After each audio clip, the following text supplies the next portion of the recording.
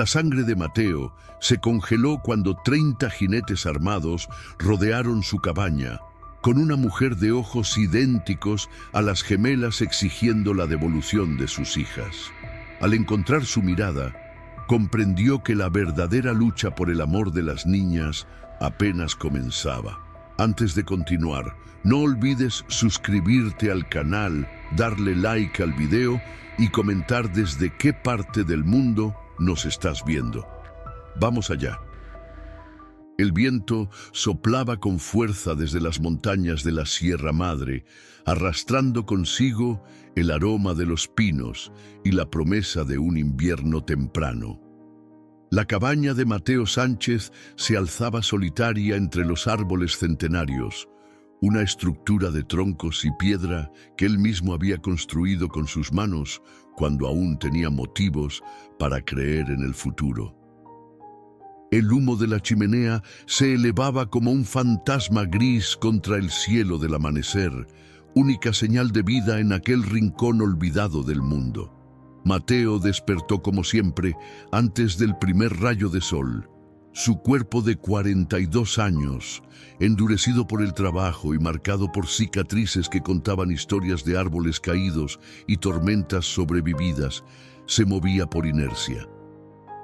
Encendió el fuego, calentó café amargo en la vieja cafetera de peltre y salió al porche para contemplar la mañana con ojos que ya no esperaban nada nuevo. 3 años habían pasado desde que la fiebre le arrebatara a Carmela.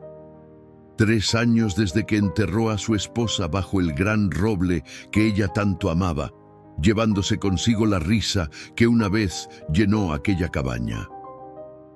Desde entonces, Mateo solo hablaba con los árboles que derribaba, con el hacha que se convertía en extensión de sus brazos y con el fuego que le hacía compañía durante las noches solitarias.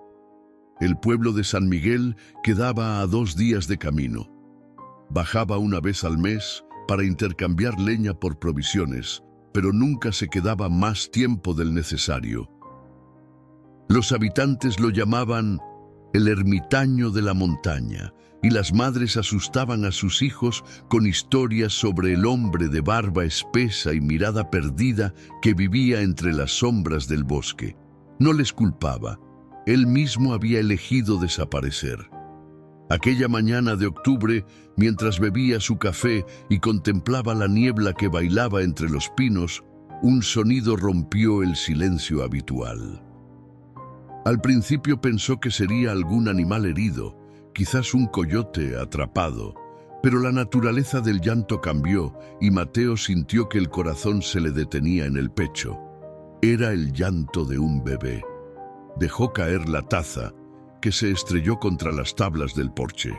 El sonido volvió a escucharse, ahora con más fuerza, multiplicado. No era un bebé, eran 2. Mateo bajó los escalones con una rapidez que hacía años no sentía. Allí, junto a la pila de leña recién cortada, sobre una manta bordada con hilos dorados, 2 pequeñas criaturas lloraban al unísono, sus rostros enrojecidos por el frío y el esfuerzo. «Santo Dios», murmuró, incapaz de comprender lo que veía. Eran 2 niñas, tan idénticas como gotas de agua. No podían tener más de 1 semana de nacidas, sus cuerpecitos envueltos en mantillas finas que no eran suficientes para protegerlas del frío cortante de la montaña. Entre ellas, brillando bajo la luz tímida del amanecer, un medallón de plata con una delicada cadena. Mateo miró alrededor, buscando alguna señal del responsable. Solo encontró silencio y las huellas medio borradas de un caballo que se alejaba montaña abajo. «¿Quién demonios abandona a 2 criaturas en medio de la nada?», gruñó, mientras se arrodillaba junto a las niñas. Sus manos callosas, acostumbradas a la dureza de la madera y el metal, temblaban ahora ante la fragilidad de aquellas vidas. Con cuidado, como si pudieran romperse, levantó a las pequeñas. Eran ligeras como plumas, y sus llantos se intensificaron al contacto con sus brazos. «Tranquilas, tranquilas», murmuró con una voz que intentaba recordar cómo ser suave. No voy a hacerles daño. Las llevó al interior de la cabaña, depositándolas sobre su cama. El llanto continuaba, desgarrador e insistente. Mateo se pasó una mano por la barba espesa, desesperado. ¿Qué sabía él de bebés? Carmela y él nunca habían tenido hijos, aunque lo habían deseado con todas sus fuerzas. Deben tener hambre, pensó en voz alta, y frío, y quién sabe qué más. Recordó que la cabra que mantenía para leche había parido recientemente. Sin pensarlo más, salió corriendo hacia el pequeño establo, ordeñó al animal con manos torpes pero rápidas y regresó con un jarro de leche tibia. No tenía biberones, pero sí un pequeño frasco de medicina con una tetina de goma que Carmela guardaba para sus preparados de hierbas. Lo llenó con leche y, sentándose en la cama, tomó a una de las niñas en brazos. «Vamos a ver si esto funciona, pequeña», susurró, acercando la improvisada mamadera a los labios de la bebé. La niña succionó con fuerza, desesperada. Sus grandes ojos oscuros, casi negros, se fijaron en Mateo con una intensidad que le provocó un escalofrío. Cuando terminó con la primera, repitió el proceso con la segunda, que bebió con la misma avidez. Después de alimentarlas, las envolvió en mantas limpias y las colocó cerca del fuego, en un cajón acolchado con pieles suaves que utilizaba para guardar las mantas. Las observó dormir, sus rostros idénticos ahora en paz, sus puñitos diminutos cerrados contra sus mejillas. El medallón descansaba sobre la mesa. Mateo lo tomó entre sus dedos, examinándolo a la luz del fuego. Era plata fina, trabajada con maestría. En el centro, grabadas con delicadeza, las iniciales I.M., rodeadas por pequeñas flores. Al abrirlo, encontró en su interior un mechón de cabello negro y brillante. «¿Quién eres?» I.M. «¿Y por qué dejaste a tus hijas con un viejo leñador olvidado por Dios?», preguntó al vacío, mientras las llamas proyectaban sombras danzantes sobre las paredes de madera. Afuera, la nieve comenzaba a caer, cubriendo las huellas del caballo y cualquier rastro de quien había traído a las gemelas. El invierno llegaba a la Sierra Madre, y Mateo Sánchez, el hombre que había elegido morir en vida, se encontraba de repente responsable de dos pequeñas almas que dependían por completo de él. Los primeros días con las gemelas fueron un caos de llanto, leche derramada y noches sin dormir. Mateo, acostumbrado al silencio y la rutina, se encontró sumergido en un mundo donde las horas ya no le pertenecían. Su vida, antes medida por el ritmo constante del hacha contra la madera, ahora estaba marcada por pequeños puños que golpeaban el aire y bocas hambrientas que demandaban atención. «Necesitan nombres», murmuró una mañana, mientras sostenía a una de las niñas contra su pecho. «No puedo seguir llamándolas pequeña y la otra pequeña». La nieve había cubierto el bosque con un manto blanco que aislaba aún más la cabaña del mundo exterior. El invierno, que otros años había sido un compañero silencioso, ahora representaba una amenaza. Mateo contaba las provisiones con preocupación creciente: harina, frijoles, café, azúcar. Suficiente para él, pero con 2 bocas más que alimentar, el cálculo cambiaba. «Tendré que bajar al pueblo antes de lo previsto», pensó, mientras contemplaba el medallón de plata que ahora colgaba de un clavo junto a la chimenea. Las niñas dormían por fin, después de una noche especialmente difícil. Mateo las observaba, maravillado por su perfección. Eran idénticas en todo: mismos ojos oscuros, mismo cabello negro y abundante, mismos hoyuelos cuando hacían muecas. Solo él comenzaba a notar las sutiles diferencias. Una tenía el llanto más agudo, la otra dormía con los puños cerrados sobre el pecho. Alba y Luna, decidió finalmente, porque llegaron con el amanecer y porque son claras y oscuras como el día y la noche. Con los nombres llegó una extraña sensación de permanencia, como si al nombrarlas hubiera sellado un pacto. Ya no eran unas desconocidas dejadas a su puerta, sino Alba y Luna Sánchez, sus hijas ante los ojos de Dios y de la montaña. 3 días después, cuando el sol logró asomarse entre las nubes grises, Mateo preparó el viaje al pueblo. Construyó un arnés improvisado con cuero y tela que le permitía llevar a las gemelas contra su pecho. Las envolvió en todas las mantas que pudo y, por primera vez en años, tomó el rifle que colgaba sobre la chimenea. «No dejaré que nada les pase», prometió al vacío de la cabaña, mientras aseguraba el medallón de plata en el bolsillo interior de su chaqueta de piel. El camino a San Miguel, normalmente un viaje solitario y silencioso, se transformó en una odisea. Se detenía cada hora para alimentar a las niñas, cambiaba pañales improvisados bajo la sombra de pinos cubiertos de nieve y les hablaba constantemente, como nunca había hablado en años. «Allá abajo está el río Lobo», explicaba, señalando el curso de agua parcialmente congelado.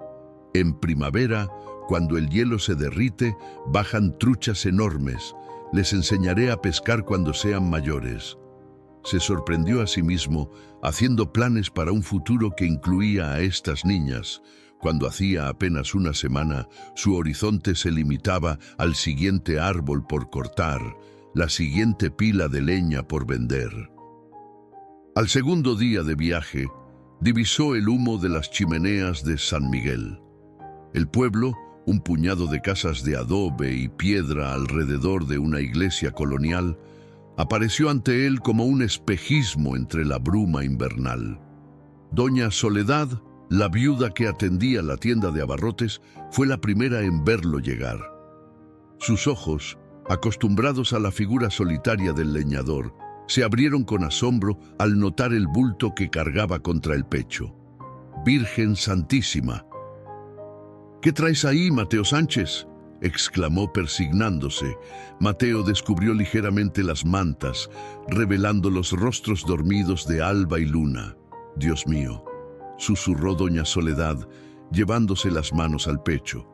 «¿De dónde han salido estas criaturas?». «Las encontré en mi puerta hace 5 días», respondió Mateo con voz áspera por el poco uso. «Alguien las dejó allí, con esto», mostró el medallón de plata que brilló bajo la luz mortecina que entraba por la ventana de la tienda. «¿Reconoce las iniciales? I.M.?» La mujer tomó el medallón entre sus dedos, examinándolo con atención.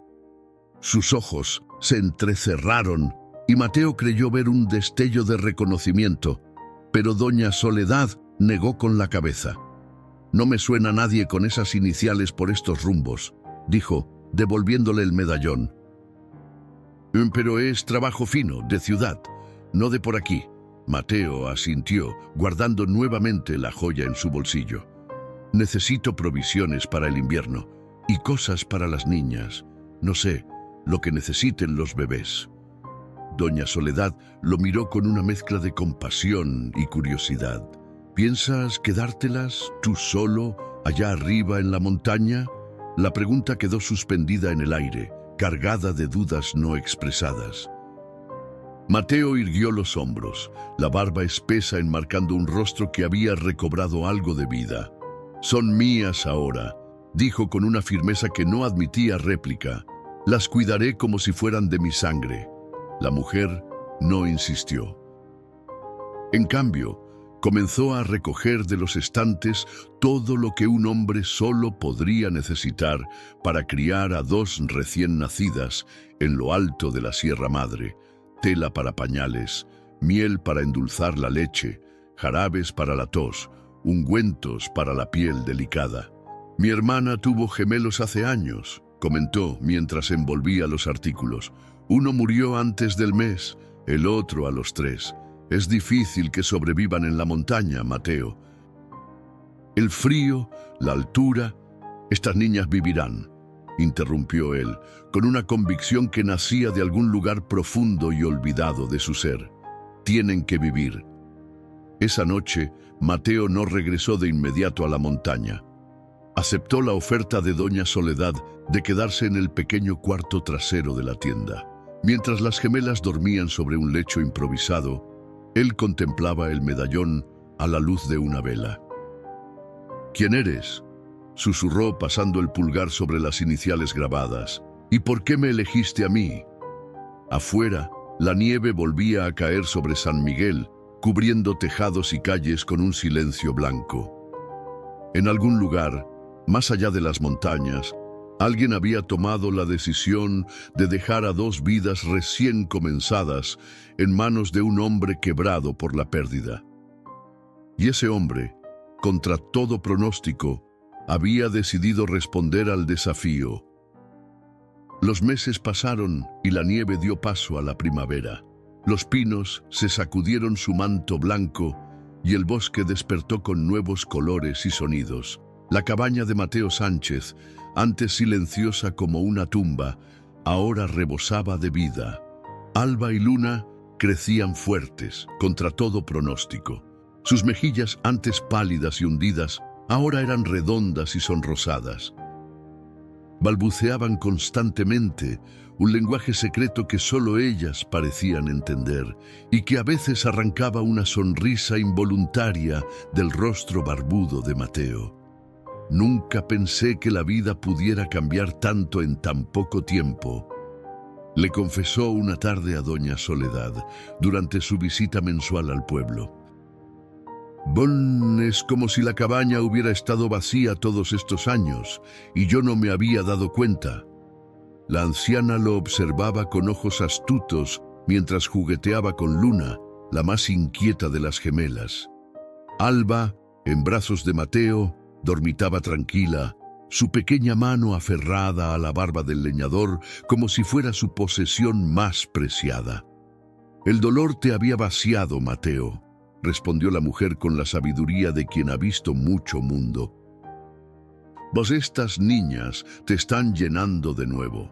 En el pueblo, las gemelas se habían convertido en una especie de milagro local. Las mujeres se acercaban para verlas. Les traían pequeños obsequios, gorros tejidos, mantitas bordadas, juguetes tallados en madera. Los hombres daban palmadas en la espalda de Mateo, respetando su nueva dignidad de padre, aunque fuera por circunstancias tan extrañas. Pero no todos los rumores eran amables. En las esquinas, cuando creían que no los escuchaba, algunos hablaban en susurros. No pueden ser sus hijas. ¿De dónde han salido realmente? Ese medallón debe valer una fortuna. Quizás las robó. Mateo fingía no oír, pero cada palabra se clavaba en su pecho como una astilla. El medallón, que ahora llevaba siempre consigo, se había convertido en una carga tanto como en un tesoro. ¿Y si alguien venía a reclamar a las niñas? ¿Con qué derecho las retenía él, más allá del amor que había crecido en su corazón? Una tarde, mientras compraba tela para nuevos vestidos, las niñas crecían demasiado rápido, un forastero entró a la tienda. Era un hombre alto, de porte distinguido, con un traje que delataba riqueza y un acento que no era de la región. Preguntaba por dos niñas gemelas. Mateo sintió que el corazón se le detenía. Instintivamente, acercó más a Alba contra su pecho mientras Luna gateaba cerca de sus pies, ajena al peligro que su padre adoptivo percibía. ¿Por qué busca a unas gemelas?, preguntó doña Soledad, colocándose estratégicamente entre el forastero y Mateo. Mi señora me envía, respondió el hombre, sacando de su chaqueta un pañuelo de seda finamente bordado con las iniciales I.M. Isabel Montero de Aldama ha perdido a sus hijas. Fueron robadas durante un asalto a su carruaje hace 6 meses, cuando viajaba desde la Ciudad de México a sus tierras en Guanajuato. Mateo sintió que el suelo se hundía bajo sus pies. El nombre coincidía con las iniciales del medallón. No podía ser coincidencia. ¿Y qué le hace pensar que esas niñas estarían aquí, tan lejos? Intervino el padre Tomás, que había entrado justo a tiempo para escuchar la conversación. Seguimos rumores, padre. Un comerciante habló de un leñador solitario que bajó de la montaña con 2 recién nacidas. Dijo que aparecieron de la nada. Todas las miradas se volvieron hacia Mateo, que permanecía inmóvil, el rostro pálido bajo la barba espesa. Yo encontré a estas niñas abandonadas en mi puerta, dijo finalmente, la voz ronca pero firme. Nadie las robó. Alguien las dejó a mi cuidado. El forastero se acercó, examinando a las pequeñas con atención. Luna, sintiendo la tensión, comenzó a llorar. Mateo la levantó inmediatamente, sosteniendo ahora a ambas niñas contra su pecho, como una barrera entre ellas y el mundo. «Podrían ser las hijas de mi señora», murmuró el hombre. «Tienen su color de ojos, su cabello. ¿Tiene alguna prueba de que fueron abandonadas voluntariamente?» Mateo dudó. El medallón pesaba en su bolsillo, pero entregarlo significaría perder la única conexión tangible con el origen de las niñas. Sin embargo, también podría ser la prueba que confirmara o refutara la historia del forastero. «Tengo esto», dijo al fin, sacando el medallón de plata. «Estaba con ellas cuando las encontré». El hombre tomó la joya con manos temblorosas. Al abrirla, sus ojos se agrandaron al ver el mechón de cabello. «Este es el cabello de mi señora», afirmó con convicción. «Este medallón le fue arrebatado durante el asalto. Es una reliquia familiar». Un silencio espeso cayó sobre la tienda. Mateo sentía que el mundo entero se desmoronaba a su alrededor. Las niñas, como sintiendo su angustia, comenzaron a agitarse en sus brazos. «¿Cuándo vendrá ella?», preguntó finalmente, la voz apenas audible. «¿Cuándo vendrá a llevárselas?».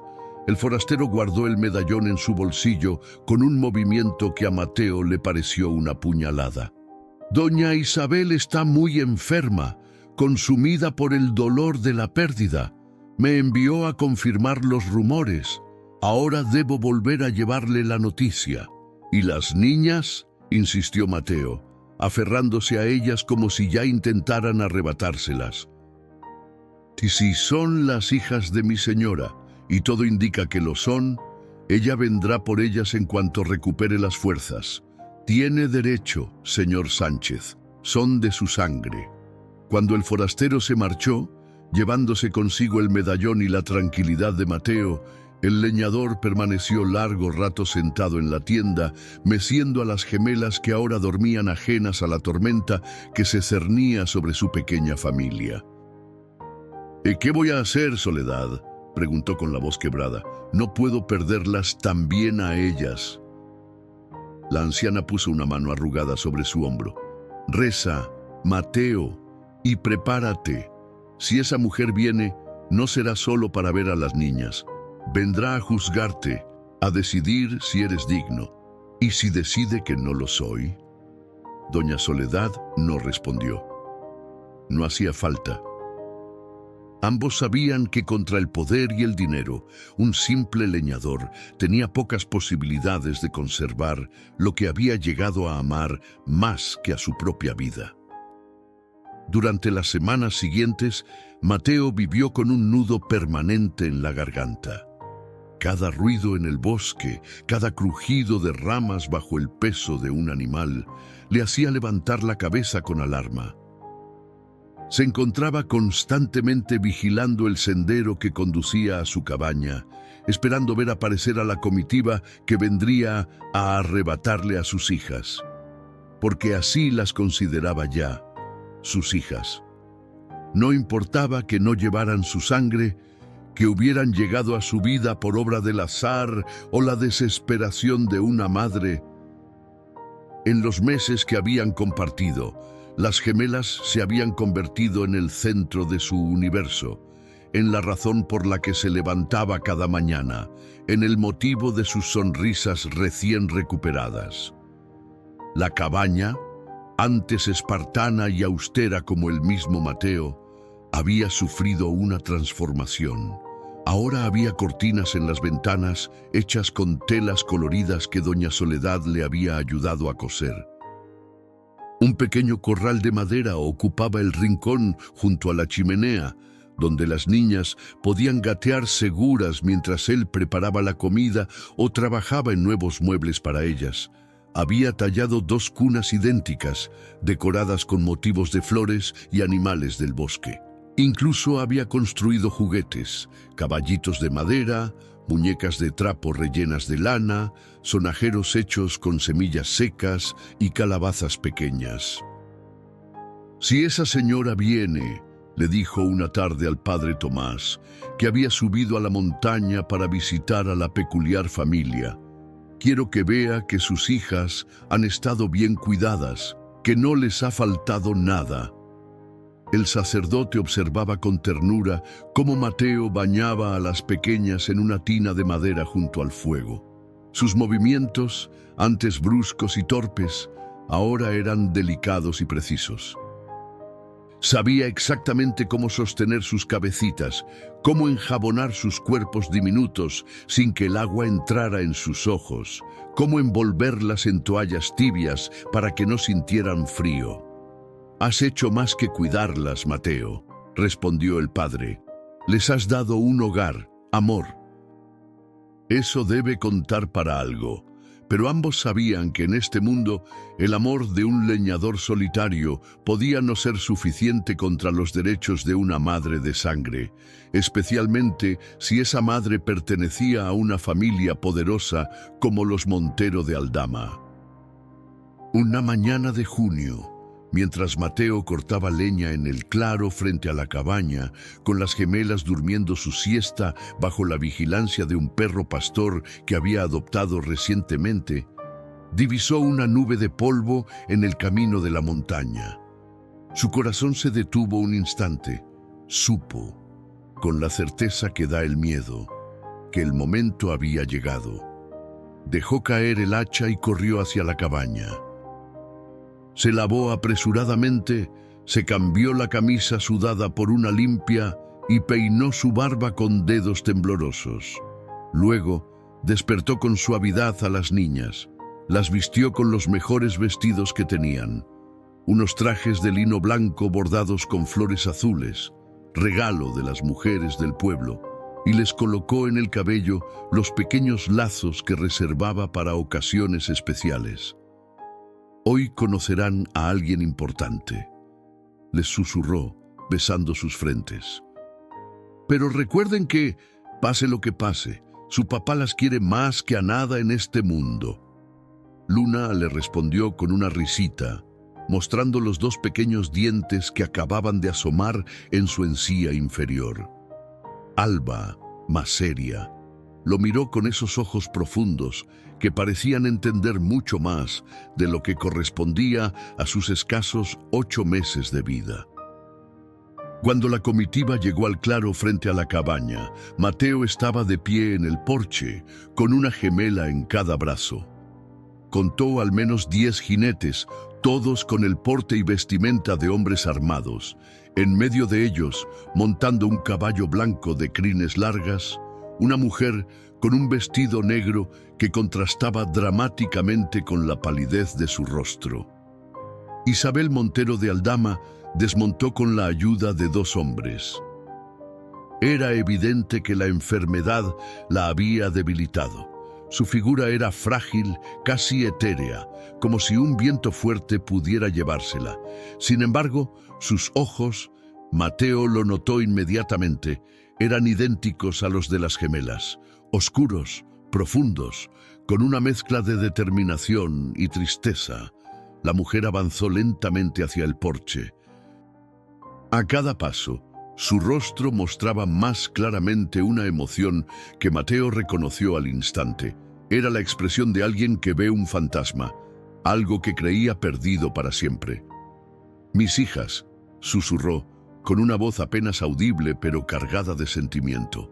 Mis pequeñas, las niñas, sintiendo la tensión en los brazos de Mateo, comenzaron a agitarse. Luna escondió el rostro en el cuello del leñador, mientras Alba observaba a la recién llegada con curiosidad. Isabel se detuvo al pie de los escalones del porche, como si una barrera invisible le impidiera acercarse más. Sus ojos se movían de las niñas a Mateo y del leñador nuevamente a las pequeñas, absorbiendo cada detalle, confirmando lo que su corazón ya sabía. «Señora Montero», dijo Mateo, haciendo un esfuerzo sobrehumano para que su voz sonara firme. «Bienvenida a nuestro hogar». El nuestro no pasó desapercibido para Isabel. Una sombra cruzó su rostro pálido, pero fue rápidamente reemplazada por una expresión que Mateo no esperaba: gratitud. «Señor Sánchez», respondió ella, inclinando levemente la cabeza. «Le agradezco que me reciba. Hemos tenido un largo viaje». El viento de la montaña sopló entre ellos, moviendo las hojas de los árboles y el cabello de las gemelas. En ese momento de silencio, mientras dos adultos se miraban sobre las cabezas de dos niñas inocentes, el destino de todos pendía de un hilo tan frágil como los latidos del corazón de Isabel Montero. «Le gustaría pasar», ofreció Mateo, tras un momento que pareció eterno. «Las niñas ya comieron, pero puedo preparar café». Isabel asintió y subió los escalones con pasos inseguros. Sus escoltas hicieron ademán de seguirla, pero ella levantó una mano para detenerlos. «Esperen aquí», ordenó con una autoridad que contrastaba con su apariencia frágil.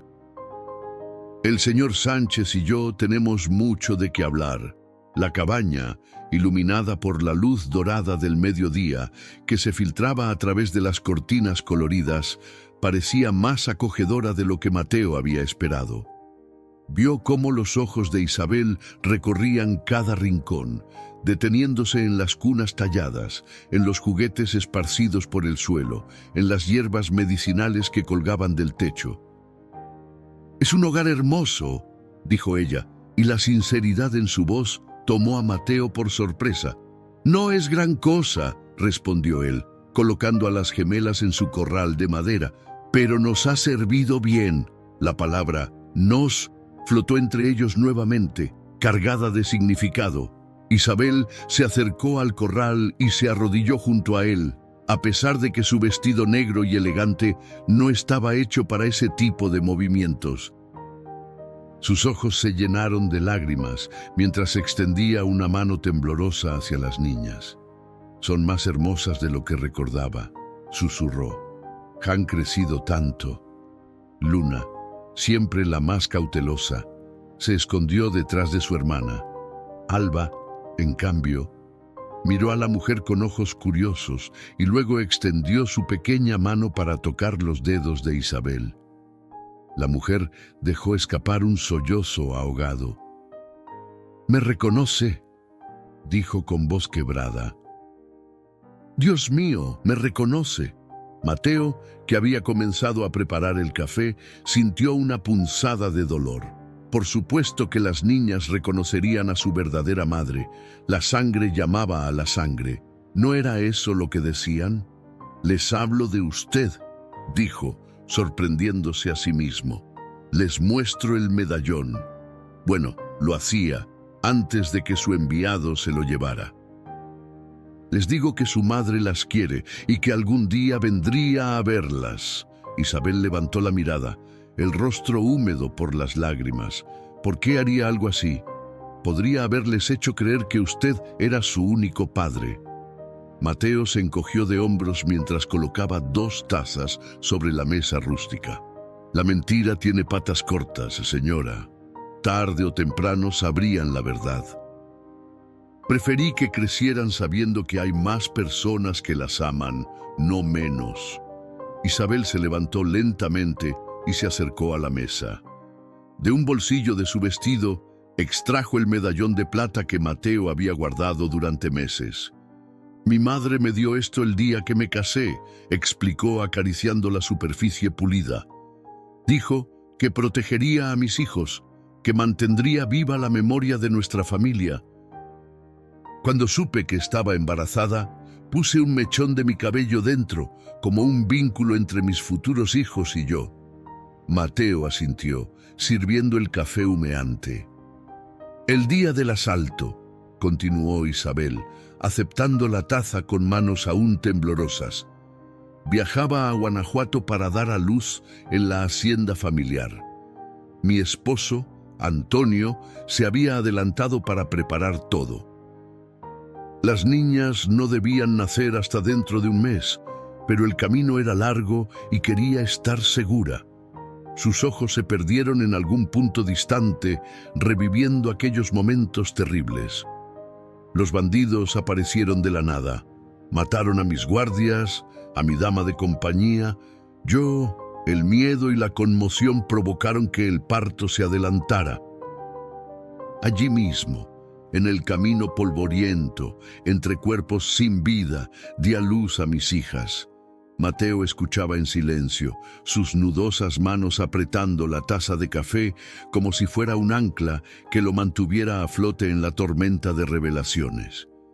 Uno de los bandidos, el más joven, se apiadó de mí, me ayudó con el parto, me dio agua, me cubrió con su propia manta.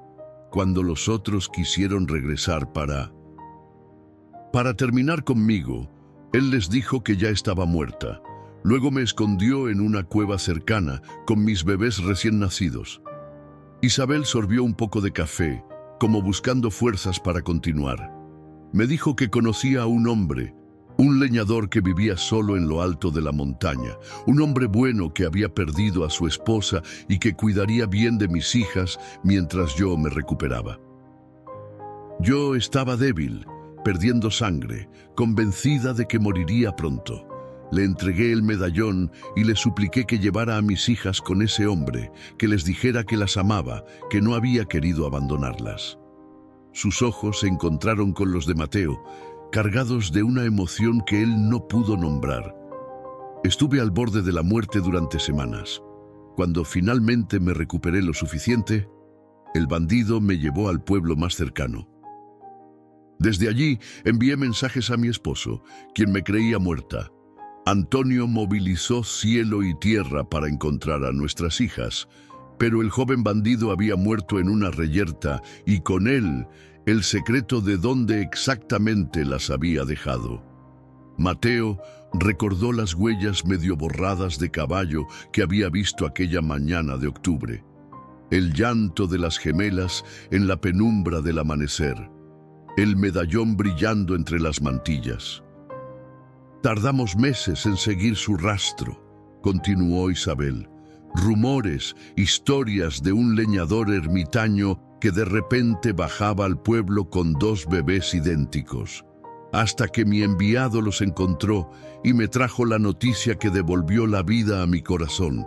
Mis hijas estaban vivas y habían estado en buenas manos». Un silencio cargado de emociones no dichas llenó la cabaña. Desde el corral, las gemelas balbuceaban, ajenas al drama que se desarrollaba entre los adultos.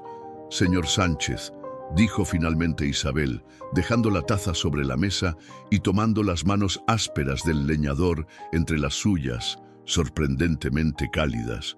«No he venido a arrebatarle a las niñas, he venido a agradecerle por salvarlas, por amarlas cuando yo no podía estar con ellas». Mateo sintió que el mundo se detenía. Las palabras que había temido escuchar durante meses no llegaban. En su lugar, esta mujer, esta madre que había sufrido lo inimaginable, le ofrecía gratitud. «Son sus hijas», logró decir, la voz ronca por la emoción contenida. «Por derecho, deben estar con usted». Isabel sonrió, una sonrisa triste y hermosa que iluminó su rostro pálido. «Son mis hijas, sí, pero también son suyas, Mateo Sánchez. Las ha criado, les ha dado un hogar, las ha amado». Eso las convierte en parte de usted, tanto como la sangre las hace parte de mí. Mateo no pudo contener más las lágrimas que había estado reprimiendo desde que vio la nube de polvo en el camino. Cayeron silenciosas por su rostro curtido, perdiéndose en la espesura de su barba. «¿Qué está proponiendo, señora?», preguntó, temiendo entender mal, temiendo esperar demasiado. Isabel miró hacia el corral donde Luna, finalmente venciendo su timidez, gateaba hacia ellos con determinación, seguida de cerca por Alba. «Estoy proponiendo que encontremos una manera de que estas niñas no tengan que perder a ninguno de sus padres». Las palabras de Isabel flotaron en el aire como una promesa imposible. Mateo la miró sin poder creer lo que acababa de escuchar. «¿Cómo podría funcionar algo así?», preguntó mientras Luna llegaba gateando hasta sus pies y tiraba de su pantalón, exigiendo ser levantada. Isabel observó con ojos brillantes cómo el leñador alzaba a la pequeña con un movimiento fluido, natural, que hablaba de meses de práctica y devoción. «La hacienda Montero está a 3 días de viaje», explicó ella. «Es grande, con tierras fértiles, bosques y un río. Necesitamos un capataz, alguien que conozca la madera, que sepa trabajar con sus manos». Mateo comprendió inmediatamente lo que le estaba ofreciendo. Un trabajo, una nueva vida, un lugar cerca de las niñas. «Señora, yo no sé nada de haciendas. Soy un hombre de montaña, un solitario». «Era un solitario», corrigió Isabel con suavidad, señalando hacia Alba, que ahora intentaba trepar por el borde del corral. «Esas niñas lo cambiaron. Y ahora debe decidir cuánto está dispuesto a cambiar por ellas». Luna, cómoda en los brazos de Mateo, comenzó a jugar con su barba, tirando de ella con curiosidad. El dolor era mínimo comparado con la tormenta que se desataba en su interior. ¿Y su esposo? ¿Qué dirá el señor Montero de tener a un leñador zarrapastroso en su hacienda? La sombra de tristeza que cruzó el rostro de Isabel fue tan profunda que Mateo se arrepintió al instante de su pregunta. «Antonio murió hace 2 meses», respondió ella, la voz apenas un susurro. La desesperación, la búsqueda incesante, debilitaron su corazón. No vivió para conocer el desenlace feliz de nuestra tragedia. «Lo siento», murmuró Mateo, avergonzado. «Ahora solo estamos mis hijas y yo, y usted, si acepta venir con nosotros». Afuera, el sol comenzaba su descenso tras las montañas. Los hombres que habían venido escoltando a Isabel se movían inquietos, algunos sentados junto al fuego que habían encendido, otros cuidando de los caballos. Mateo pudo ver a uno de ellos, alto y de porte militar, observando la cabaña con expresión impaciente. «Parece que no todos están tan contentos con su oferta como usted, señora». Isabel siguió su mirada. «El capitán Rodrigo Mendoza», explicó. «Era el brazo derecho de mi esposo. Ha sido leal a la familia Montero por años, pero tiene sus propias ideas sobre cómo deberían ser las cosas. ¿No aprueba que las niñas tengan un leñador como segundo padre?» Una sonrisa triste apareció en los labios de Isabel. «No aprueba que yo tome decisiones sin consultarle. Esperaba, creo, ocupar el lugar de Antonio algún día, no solo en la administración de la hacienda». Mateo asintió, comprendiendo. Un hombre con ambiciones, entonces. Y él, sin quererlo, se había convertido en un obstáculo. Luna comenzó a cabecear, el sueño finalmente venciendo su curiosidad. Mateo la mecía suavemente, un movimiento tan natural como respirar. «Sería duro para ellas», dijo, mirando a las gemelas. «Pasar de esta cabaña silenciosa a una gran hacienda con gente desconocida, ruidos nuevos. Por eso le necesitan a usted», respondió Isabel, inclinándose para levantar a Alba, que había logrado escapar del corral y ahora exploraba el suelo de madera a gatas, para que la transición no sea tan brusca, para que tengan algo familiar en medio de lo nuevo. La pequeña no protestó cuando Isabel la tomó en brazos.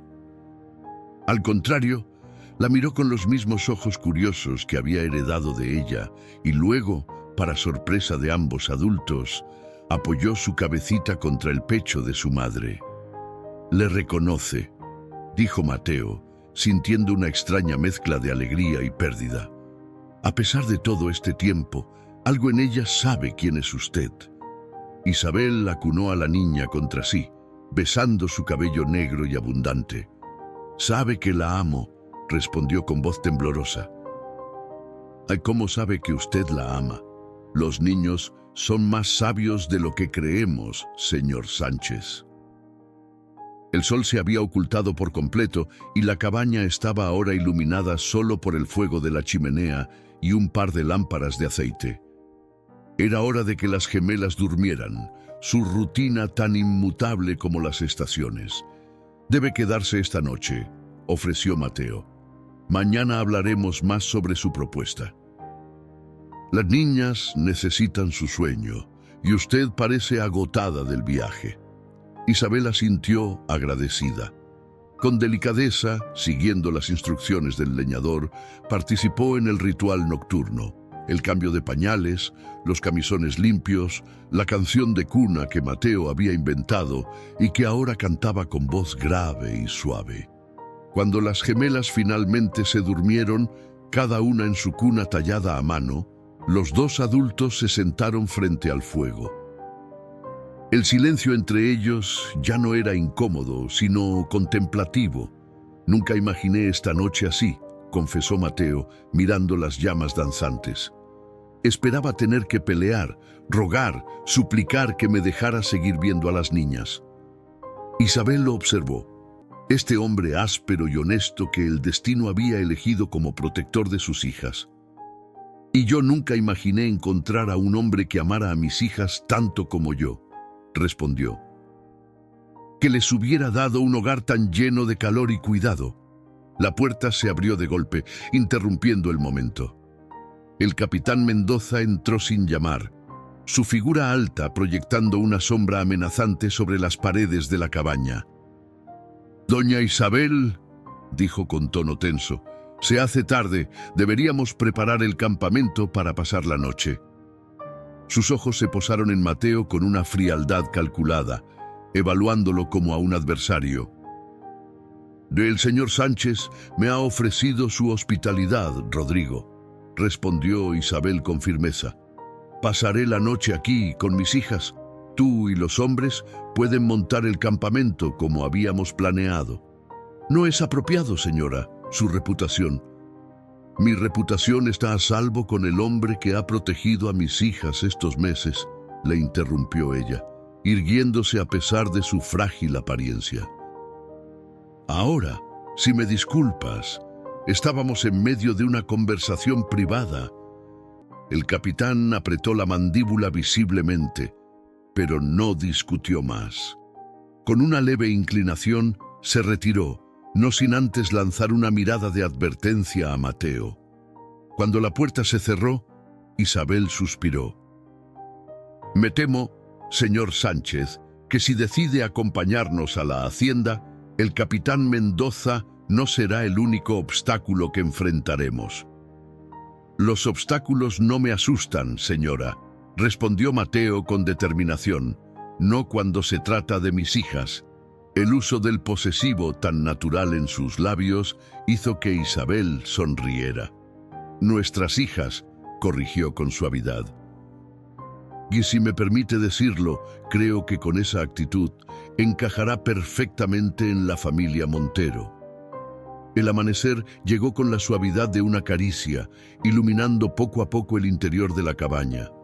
Mateo, que apenas había dormido, preparaba el desayuno en silencio mientras Isabel, sentada junto a las cunas, observaba a las gemelas dormir con esa expresión de asombro que solo tienen las madres que reencuentran lo que creían perdido. «Tengo miedo de cerrar los ojos», confesó ella en voz baja. Temo que al abrirlos de nuevo, todo esto resulte ser un sueño. Mateo colocó una taza de café frente a ella y se sentó en la mesa rústica, su propia taza humeante entre las manos callosas. No es un sueño, respondió. He vivido con ese mismo miedo cada noche desde que las encontré. Afuera, los hombres de la escolta ya estaban en movimiento.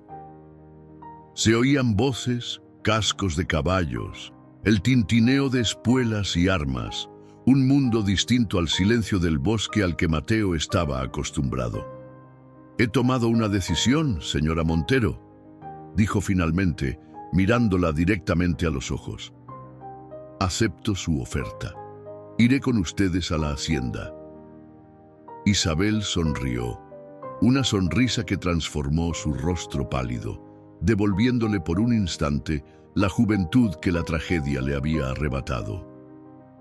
«No se arrepentirá, señor Sánchez. Le doy mi palabra». «Mateo», corrigió él, «si vamos a criar juntos a dos niñas, creo que podemos dejar las formalidades».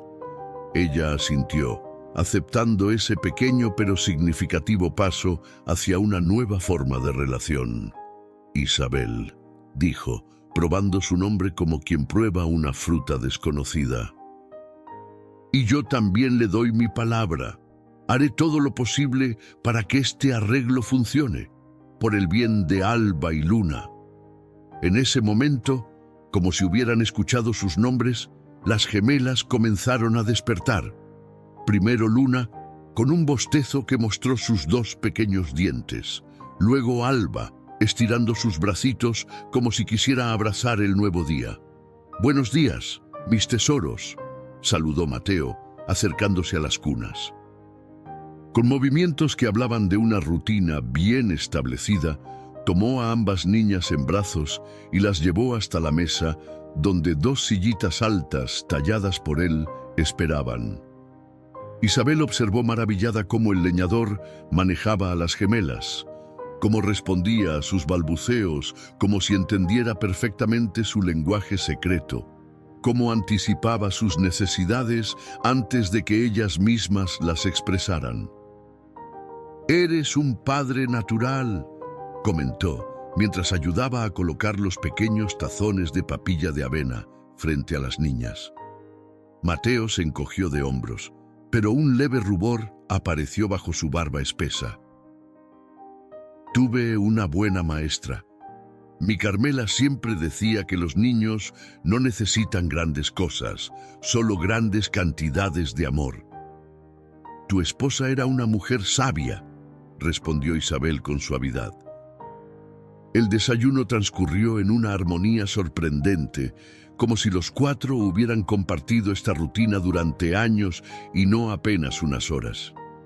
Luna, siempre la más aventurera, intentaba alimentarse sola, logrando principalmente decorar su rostro y cabello con avena. Alba, más metódica, esperaba pacientemente a que Mateo o Isabel le ofrecieran cada cucharada. Después del desayuno, comenzaron los preparativos para el viaje. Mateo miraba su cabaña, el hogar que había construido con sus propias manos, el refugio donde había sanado su corazón roto gracias a dos pequeñas que llegaron de la nada. ¿Cómo empacar una vida? ¿Qué llevarse y qué dejar atrás? «Podemos enviar hombres más tarde por tus pertenencias», ofreció Isabel, notando su dilema. Pero Mateo negó con la cabeza. «No hay mucho que valga la pena conservar», dijo, metiendo algunas herramientas en un saco de lona. «Solo lo necesario para las niñas y algunos recuerdos personales». El capitán Mendoza apareció en la puerta, su figura alta recortada contra la luz de la mañana. «Los caballos están listos, doña Isabel», anunció, ignorando deliberadamente a Mateo. «Si partimos ahora, podremos avanzar bastante antes del anochecer». Isabel asintió, pero fue Mateo quien respondió: «Gracias, capitán. Estaremos listos en unos minutos». La mirada que Mendoza le dirigió estaba cargada de un desprecio apenas disimulado. Sin decir más, se retiró con pasos rígidos. «No le agradas», comentó Isabel cuando estuvieron solos nuevamente. «No esperaba que le agradara», respondió Mateo con calma, mientras envolvía cuidadosamente en un lienzo el retrato de Carmela, el único que conservaba. «Los hombres como él rara vez aceptan a los hombres como yo». Isabel lo miró con curiosidad. «¿Qué clase de hombre crees que eres, Mateo Sánchez?». Él reflexionó un momento, atando con cuidado el fardo que contenía las mantitas favoritas de las gemelas, sus juguetes de madera, el pequeño álbum donde había anotado cada uno de sus primeros logros. «Un hombre simple», respondió finalmente, «sin títulos ni tierras, solo mis manos, mi hacha y ahora mi corazón lleno de amor por estas niñas». Isabel sonrió, una sonrisa que iluminó sus ojos oscuros. «Esa es exactamente la clase de hombre que mis hijas necesitan en su vida».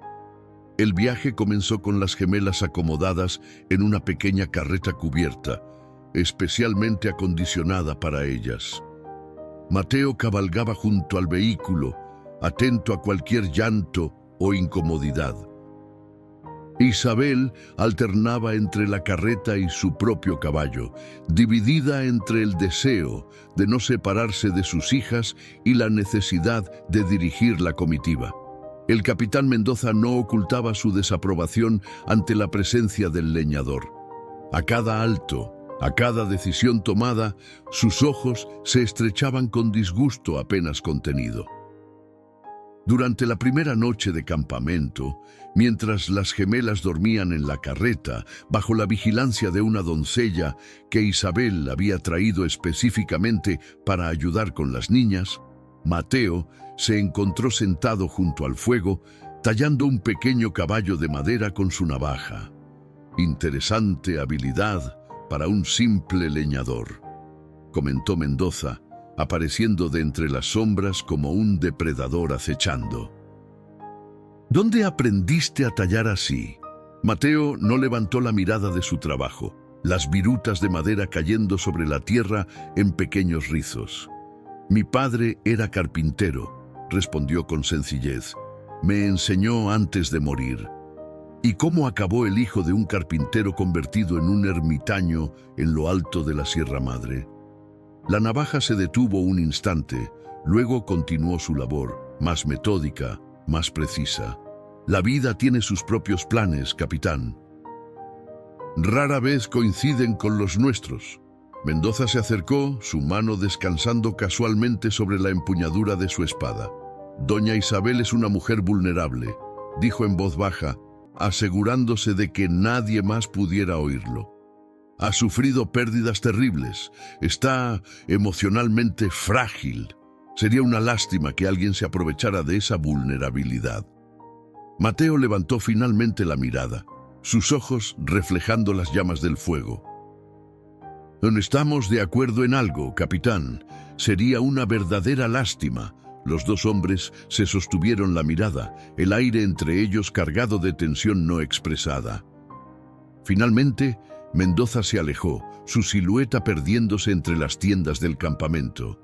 Isabel, que había presenciado el intercambio desde la distancia, se acercó y tomó asiento junto a Mateo. «Rodrigo puede ser intenso», dijo a modo de disculpa. «Está enamorado de ti», respondió Mateo, volviendo a su talla, «y me ve como una amenaza». La sorpresa cruzó el rostro de Isabel, seguida de una comprensión resignada. «Rodrigo está enamorado de la hacienda Montero, de la posición que podría tener como su administrador o su dueño. Yo soy simplemente el camino más directo hacia ese objetivo». Mateo asintió, entendiendo. Era una historia tan vieja como el tiempo. Hombres ambiciosos, mujeres con propiedades, matrimonios de conveniencia disfrazados de afecto. «¿Y tú?», preguntó Isabel después de un silencio. «¿Qué es lo que quieres, Mateo Sánchez?». Él terminó la pequeña figura del caballo, pasando los dedos sobre la superficie pulida, comprobando que no quedaran astillas que pudieran lastimar las manos de las niñas. Paz, respondió finalmente. Un lugar donde Alba y Luna puedan crecer felices, verlas convertirse en mujeres fuertes y sabias, y cuando sea un viejo inútil, quizás un rincón tranquilo donde sentarme a tallar caballitos de madera para sus propios hijos. Isabel sonrió, conmovida por la simplicidad y profundidad de sus deseos. Eso, dijo, es exactamente lo que yo también quiero. Y así, bajo las estrellas de una noche clara, mientras las gemelas dormían ajenas a las complejidades del mundo adulto, dos corazones heridos comenzaron a encontrar un lenguaje común, un puente sobre el abismo de sus diferentes orígenes y circunstancias. Al tercer día de viaje, cuando el sol comenzaba a descender en el horizonte, la hacienda Montero apareció ante ellos como una visión de otro mundo. Mateo, acostumbrado a la soledad de su cabaña, sintió que el corazón se le encogía ante la imponente propiedad. Una casa principal de 2 plantas, blanca como la nieve, con tejas de barro rojo y ventanales enmarcados por bugambilias florecidas. A su alrededor, una constelación de edificios menores, caballerizas, graneros, talleres, las casas de los trabajadores formando una pequeña aldea en sí misma. Todo rodeado por campos cultivados que se extendían hasta donde alcanzaba la vista, interrumpidos solo por un bosque de pinos que Mateo observó con anhelo, reconociendo allí un posible refugio. «¿Qué te parece?», preguntó Isabel, que cabalgaba ahora a su lado. «Es grande», respondió él, incapaz de encontrar palabras más adecuadas. Isabel sonrió, comprendiendo el impacto que tal visión debía causar en un hombre acostumbrado a la simplicidad. «Te acostumbrarás», dijo con suavidad. «Y siempre habrá un lugar para ti donde puedas encontrar tu propio espacio». Las gemelas, que habían estado inquietas durante la última parte del viaje, parecieron animarse ante la vista de su nuevo hogar. Luna señalaba con entusiasmo hacia los caballos que pastaban en un corral cercano, mientras Alba observaba todo con esos ojos grandes y contemplativos que parecían absorber el mundo entero. La comitiva atravesó la entrada principal, flanqueada por 2 grandes pilares de piedra, con el escudo de armas de la familia Montero tallado en ellos. Inmediatamente, como si su llegada hubiera activado algún mecanismo invisible, decenas de trabajadores, sirvientes y mayordomos aparecieron para recibirlos. Mateo nunca se había sentido tan fuera de lugar. Su ropa desgastada, su barba espesa, sus manos callosas parecían gritar su condición de extraño en aquel lugar de refinamiento y opulencia. «Doña Isabel ha vuelto. Trae a las niñas. Dios bendito, es un milagro». Las exclamaciones se multiplicaban mientras la noticia corría como fuego por la hacienda. Isabel desmontó con la ayuda del capitán Mendoza, quien le ofreció su brazo con una formalidad que no ocultaba su satisfacción por haber vuelto a un entorno donde su posición estaba claramente establecida. «Y bienvenida a casa, señora», dijo una mujer mayor de rostro severo, pero ojos amables, que Mateo supuso sería el ama de llaves. «Gracias, doña Mercedes», respondió Isabel. «Ha sido un largo viaje». La mujer se acercó a la carreta donde las gemelas esperaban, observando con ojos llorosos a las pequeñas. «Son idénticas a usted cuando era bebé», comentó persignándose. «Que Dios bendiga su regreso a casa». Mateo permanecía un poco apartado, inseguro de su lugar en aquella escena de bienvenida. Fue Isabel quien lo llamó a su lado con un gesto. «Doña Mercedes, quiero presentarle a Mateo Sánchez», dijo con una autoridad tranquila, «el hombre que salvó y cuidó a mis hijas todos estos meses. A partir de ahora vivirá aquí como capataz de nuestros bosques y como segundo padre de Alba y Luna». Un murmullo recorrió la multitud. Mercedes miró a Mateo con una mezcla de curiosidad y recelo, pero inclinó levemente la cabeza en señal de respeto. «Bienvenido a la Hacienda Montero, señor Sánchez», dijo, aunque su tono reservaba el juicio para más adelante. Mateo asintió, incómodo ante tanta atención. Lo único que le impedía dar media vuelta y huir hacia la familiaridad del bosque eran las gemelas, que desde la carreta extendían sus pequeños brazos hacia él, reclamando su presencia. «Vamos», dijo Isabel, notando su incomodidad. «Debes estar agotado, te mostraremos tus habitaciones». El interior de la casa principal era aún más impresionante que su exterior. Pisos de mosaico pulido, paredes decoradas con pinturas en marcos dorados, muebles de maderas nobles, tallados con motivos florales, candelabros de cristal que capturaban la luz del atardecer, transformándola en arcoíris danzantes. Mercedes los guió a través de pasillos y salones hasta detenerse frente a una puerta de madera oscura.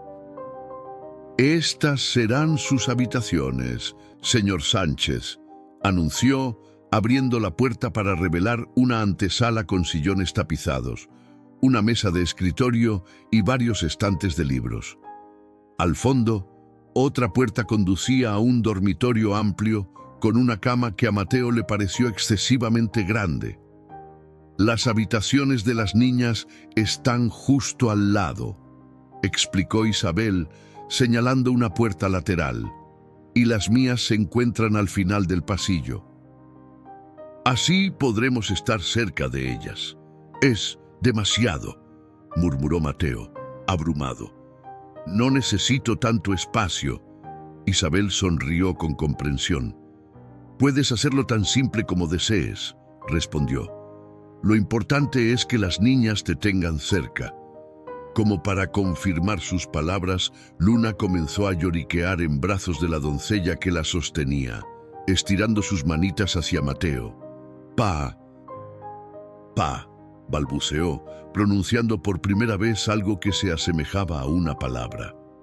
El silencio cayó sobre la habitación. Isabel contuvo el aliento. Mercedes abrió los ojos con asombro, y la doncella pareció no saber si debía continuar sosteniendo a la niña o entregarla inmediatamente a quien reclamaba. Mateo, con el corazón latiéndole en la garganta, dio un paso adelante y tomó a Luna en sus brazos.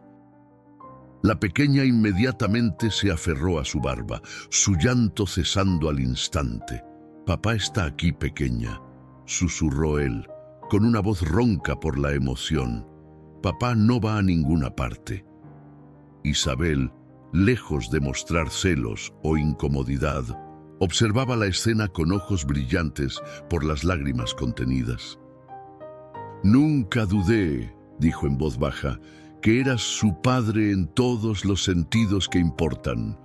Desde el umbral de la puerta, el capitán Mendoza contemplaba la escena con una mirada oscurecida por emociones que nadie se atrevió a nombrar. Sin decir palabra, se dio media vuelta y desapareció por el pasillo, sus pasos resonando como un presagio. Los días se convirtieron en semanas, y las semanas en meses. La primavera dio paso al verano, y el verano comenzó a mostrar las primeras señales del otoño que se aproximaba. Para sorpresa de todos, incluyendo al propio Mateo, el leñador encontró su lugar en la Hacienda Montero como si un espacio hubiera estado esperando por él desde siempre. Los bosques de la propiedad, descuidados durante los años de ausencia de Antonio Montero, florecieron bajo el cuidado experto de Mateo. Sus conocimientos sobre la tala selectiva, la siembra de nuevos árboles y el manejo sostenible del recurso maderero impresionaron incluso a los más escépticos entre los trabajadores. «Nunca había visto crecer un roble tan rápido», comentó uno de los peones más antiguos, observando los brotes que surgían donde Mateo había dirigido la plantación de bellotas seleccionadas. y es como si le hablara a la tierra y ella le escuchara. Mateo se encogía de hombros ante tales comentarios. Para él, el bosque siempre había sido un amigo, un confidente, un maestro. Ahora simplemente compartía esa sabiduría con otros. Las gemelas, por su parte, crecían con una vitalidad que iluminaba la hacienda entera. Ya correteaban por los pasillos, sus risas resonando en espacios que habían permanecido demasiado tiempo en silencio. Cada día traía nuevos descubrimientos, nuevas palabras, nuevas pequeñas aventuras. «¡Papá, mira!», gritaba Luna desde el jardín, sosteniendo en alto una mariposa que había logrado atrapar sin dañarla. «Es azul como el cielo». «¡Mamá, ven!», llamaba Alba desde la biblioteca, donde Isabel le enseñaba a reconocer las letras en grandes libros ilustrados. «Puedo escribir mi nombre». Y así, con esa naturalidad que solo los niños poseen, las gemelas construyeron un puente entre dos mundos que parecían irreconciliables. Para ellas, no había contradicción en tener un padre leñador y una madre aristócrata. En su universo, ambos pertenecían exactamente donde estaban, a su lado, complementándose en lugar de competir. Cada noche, la rutina era la misma. Isabel les leía cuentos, historias de princesas valientes y caballeros nobles. Luego, Mateo les contaba leyendas del bosque, de espíritus antiguos que habitaban entre los árboles, de animales sabios que enseñaban lecciones a quienes sabían escuchar. Finalmente, ambos las arropaban, besaban sus frentes y apagaban la lámpara, dejando solo una pequeña vela encendida para espantar a los monstruos imaginarios. Era en esos momentos, en el umbral de la habitación de las niñas, cuando Isabel y Mateo compartían miradas que decían más que 1000 palabras. Miradas de gratitud, de complicidad, de un entendimiento que crecía día tras día. «Nunca pensé que esto podría funcionar tan bien», confesó Isabel una noche mientras caminaban juntos por los jardines iluminados por la luna. Temía que fuera demasiado complicado, que las niñas se confundieran, que tú te sintieras atrapado aquí. Mateo contempló el cielo estrellado, tan diferente y a la vez tan similar al que veía desde su cabaña en la montaña. «La vida rara vez es simple, Isabel», respondió. «Pero cuando encuentras algo que vale la pena, la complejidad no importa tanto». Sus ojos se encontraron bajo la luz plateada, y por un instante, algo más que la preocupación compartida por las gemelas brilló entre ellos. Algo nuevo, inesperado, que ninguno de los dos se atrevía aún a nombrar. Pero no todos veían con buenos ojos este delicado equilibrio que se había establecido. El capitán Mendoza, relegado cada vez más a un segundo plano en la administración de la hacienda, observaba la creciente cercanía entre Isabel y Mateo con un resentimiento que se transformaba lentamente en odio. «Es indecoroso», le dijo una tarde a doña Mercedes, mientras ambos observaban a la peculiar familia pasear por los jardines. «Un simple leñador, un don nadie, usurpando el lugar que por derecho debería ocupar un hombre de posición». «El único derecho que importa aquí», respondió la anciana con sabiduría, «es el que otorga el corazón. Y esas niñas han elegido a 2 padres, no a uno. Las niñas son demasiado pequeñas para entender», replicó Mendoza con amargura. «Y doña Isabel está cegada por la gratitud. Cuando recupere completamente la razón, verá que este arreglo es imposible, un escándalo que la sociedad no tolerará». Mercedes lo miró con ojos entrecerrados, reconociendo la peligrosa mezcla de ambición y despecho que envenenaba el alma del capitán. «Tenga cuidado con sus acciones, pues capitán», advirtió. «Hay cosas que, una vez rotas, no pueden repararse». Pero Mendoza ya no escuchaba consejos. En su mente, un plan comenzaba a tomar forma, alimentado por cada risa compartida entre Mateo e Isabel, por cada gesto de complicidad, por cada señal de que lo que había comenzado como un arreglo práctico podría estar transformándose en algo más profundo. Una mañana de octubre, mientras Mateo supervisaba la tala de árboles enfermos en el límite norte de la propiedad, un jinete llegó a toda velocidad. «¡Señor Sánchez!», gritó, desmontando de un salto. «Venga rápido, ha habido un accidente en las caballerizas». El corazón de Mateo se detuvo un instante.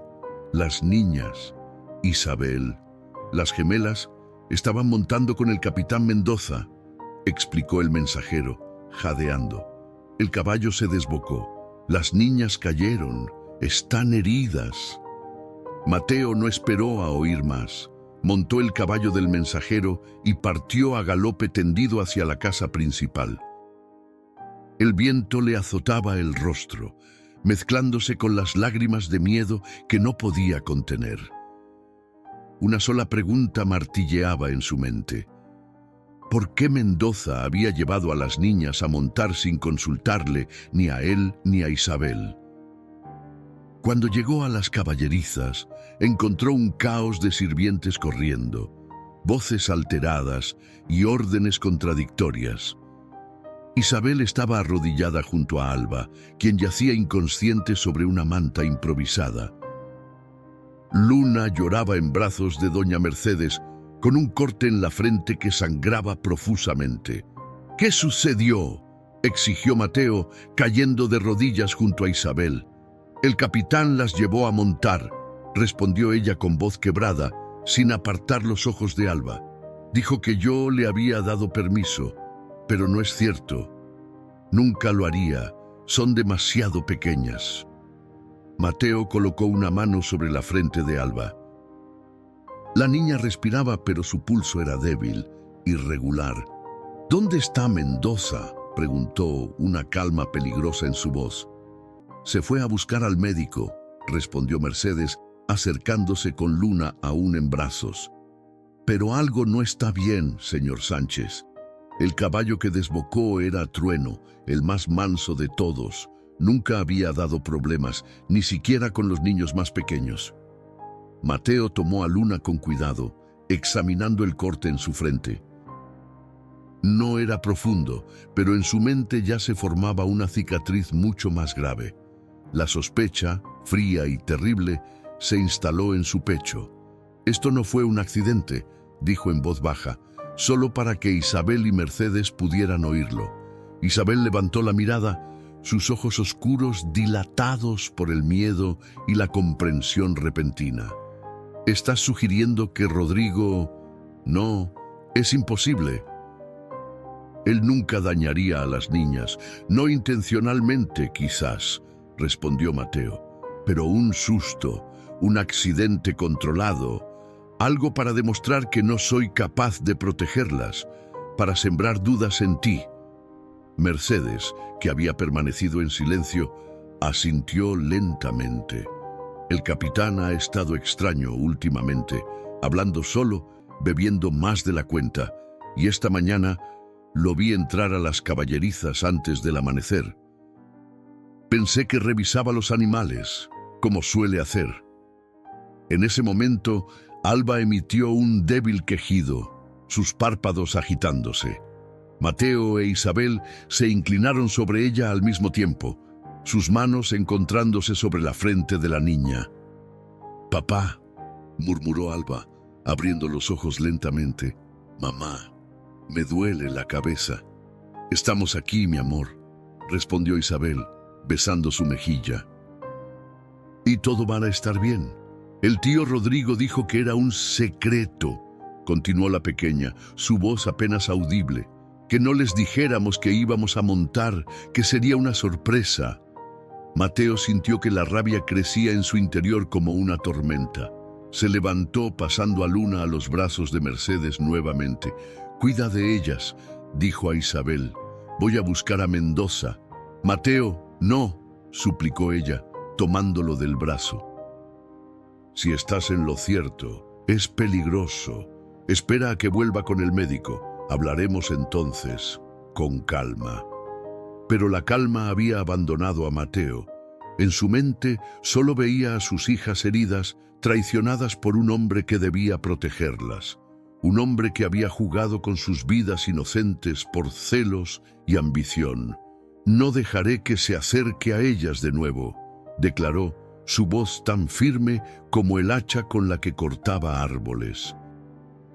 «Nunca más», se alejó a grandes zancadas, ignorando los llamados de Isabel.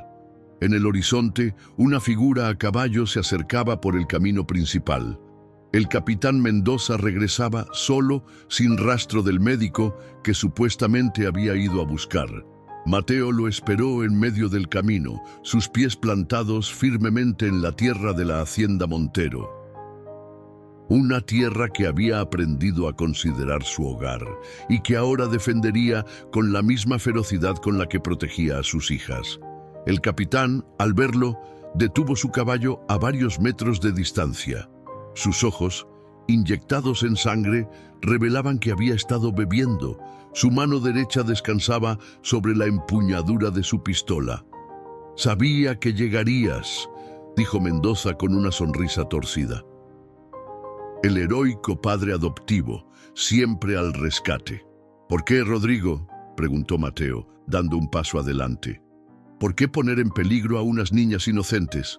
«Nunca estuvieron en peligro real», respondió el capitán, desmontando con dificultad. «Solo necesitaba mostrarle a Isabel que no eres tan indispensable como ella cree, que bajo tu cuidado las niñas no están seguras». «Pero fallaste», replicó Mateo. «Porque no estaban bajo mi cuidado, sino el tuyo, y ahora todos saben que no se puede confiar en ti». La sonrisa desapareció del rostro de Mendoza. Con un movimiento rápido, desenfundó su pistola y apuntó directamente al pecho de Mateo. «Siempre hay accidentes en una hacienda tan grande», dijo con voz fría. «Árboles que caen, animales que se desbocan, leñadores que desaparecen en el bosque». Mateo no retrocedió. En sus ojos no había miedo, solo una determinación nacida del amor más puro. «Si me matas, nunca tendrás a Isabel, ni a las niñas, ni a la hacienda», dijo con calma. «Solo ganarás el desprecio de todos, incluyendo el tuyo propio». Detrás de Mendoza, un grupo de jinetes se aproximaba a toda velocidad. Isabel cabalgaba a la cabeza, seguida por varios trabajadores de la hacienda. El capitán los vio por el rabillo del ojo, su mano temblando levemente. «Es demasiado tarde para ti, leñador», murmuró amartillando la pistola. «Nunca debiste salir de tu montaña». El disparo resonó en el aire tranquilo de la tarde, espantando a las aves que descansaban en los árboles cercanos. El sonido del disparo resonó a través de los campos de la hacienda, pero fue el silencio que le siguió lo que pareció detener el tiempo. Isabel contuvo el aliento, su corazón palpitando tan fuerte que creyó que podría romperse dentro de su pecho. Mateo permanecía de pie, inmóvil como uno de los árboles que tanto amaba.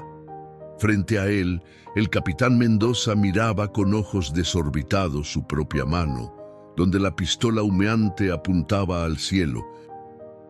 Uno de los trabajadores de la hacienda, Pedro Gómez, había llegado justo a tiempo para desviar el arma, evitando que la bala encontrara su destino en el pecho del leñador.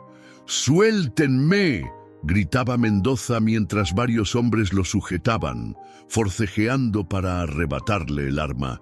«Él es el intruso, él no pertenece aquí». Isabel desmontó de un salto y corrió hacia Mateo, quien parecía haber salido de su trance momentáneo. «¿Estás herido?», preguntó tocando su rostro, sus brazos, buscando cualquier señal de daño. «Estoy bien», respondió él, aunque su voz sonaba distante. «Las niñas, con Mercedes y el médico, que finalmente llegó, estarán bien, solo son rasguños y el susto». Sus ojos se llenaron de lágrimas de alivio y rabia contenida. Rodrigo pudo haberte matado. Mateo miró al capitán, que seguía debatiéndose entre los trabajadores que lo sujetaban. Había algo de lástima en sus ojos, pero también una determinación férrea. Hay hombres que no saben perder, dijo simplemente, y hay batallas que no se ganan con armas. Isabel entendió entonces, con una claridad que le quitó el aliento, que Mateo había ganado su lugar en la hacienda y en el corazón de todos, no con fuerza ni imposición, sino con la misma paciencia y constancia con la que cuidaba del bosque. Día a día, acto a acto, palabra a palabra. Llévenlo a las caballerizas y enciérrenlo hasta que llegue la autoridad del pueblo, ordenó a sus hombres. No será maltratado, pero tampoco se le permitirá acercarse a la casa principal. Mendoza, al oír estas palabras, pareció desinflarse como un globo pinchado. La realidad de su situación comenzaba a atravesar la niebla de alcohol y rencor que había nublado su juicio. Su carrera, su reputación, su futuro, todo se desmoronaba ante sus ojos. «Isabel», suplicó, usando por primera vez su nombre sin el título. «No fue mi intención dañar a las niñas, te lo juro. Solo quería...» «Sé exactamente lo que querías, Rodrigo», interrumpió ella con voz fría. «Y has traicionado no solo mi confianza, sino la de toda la familia Montero. Mi esposo te consideraba un hermano». El capitán bajó la cabeza, derrotado finalmente no por la fuerza, sino por la verdad. Cuando los hombres se llevaron a Mendoza, Isabel y Mateo quedaron solos en medio del camino polvoriento. El sol comenzaba a ocultarse tras las montañas, tiñendo el cielo de tonalidades anaranjadas y violetas.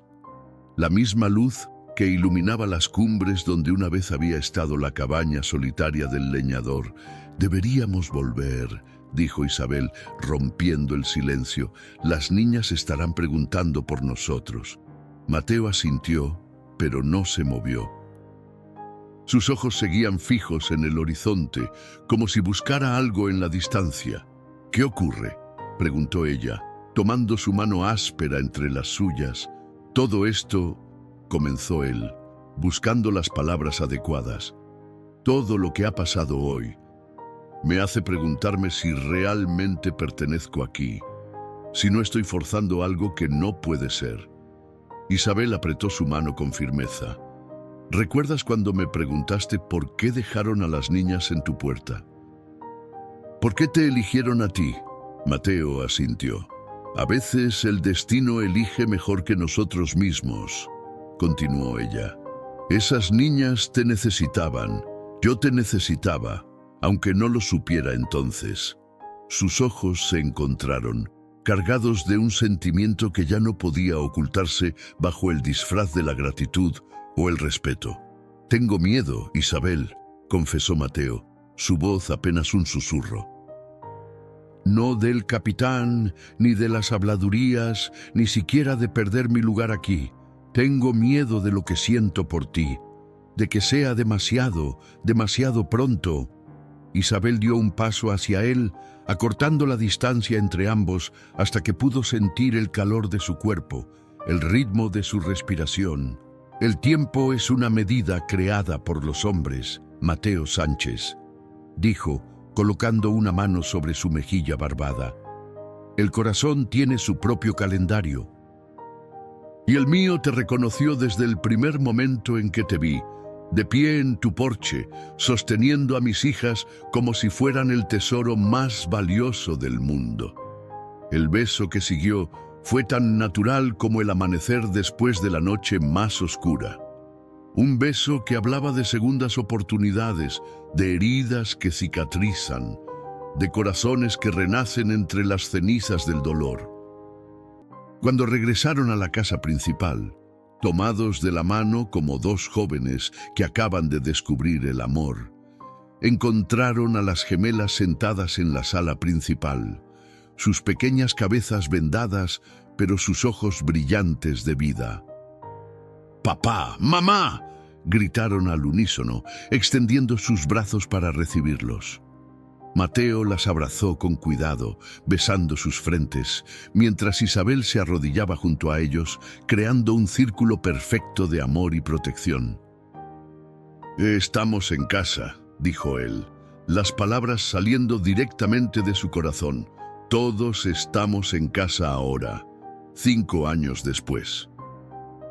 La hacienda Montero resplandecía bajo el sol de primavera, los campos de trigo ondeaban como un mar dorado, los huertos rebosaban de frutos maduros, y el bosque, cuidado con devoción por manos expertas, crecía más fuerte y saludable que nunca.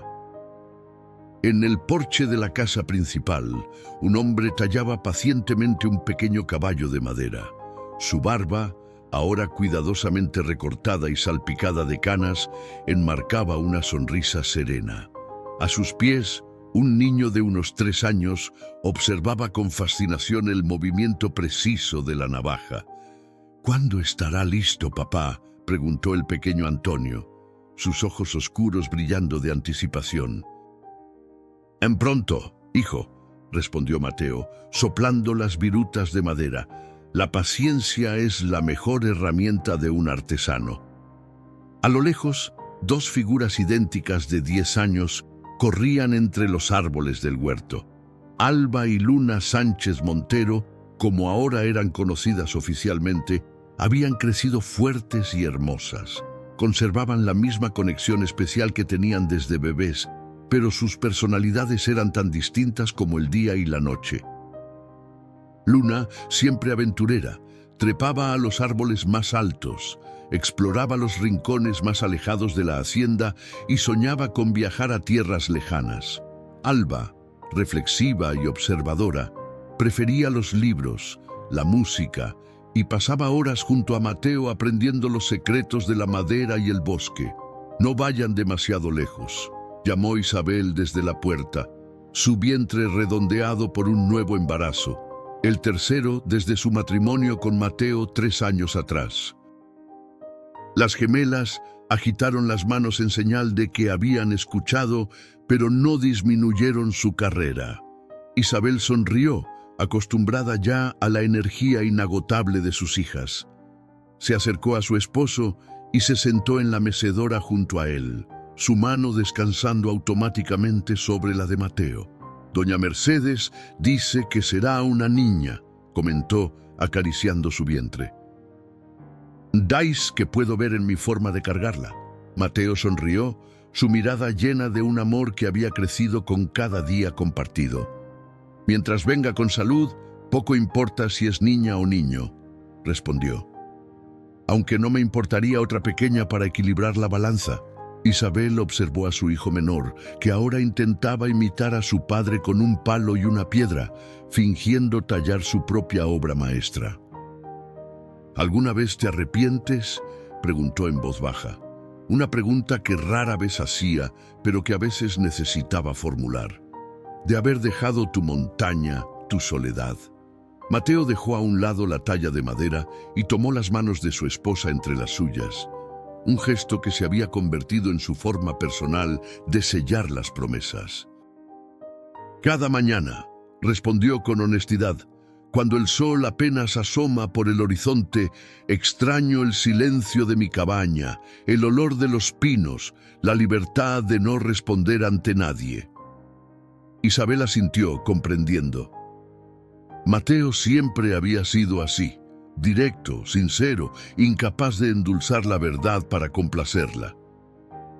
«Pero luego», continuó él, sus ojos brillando con la luz que solo ella podía encender, «escucho las risas de nuestros hijos, siento tu calor a mi lado y sé que no cambiaría ni un solo día de esta vida por toda la soledad del mundo».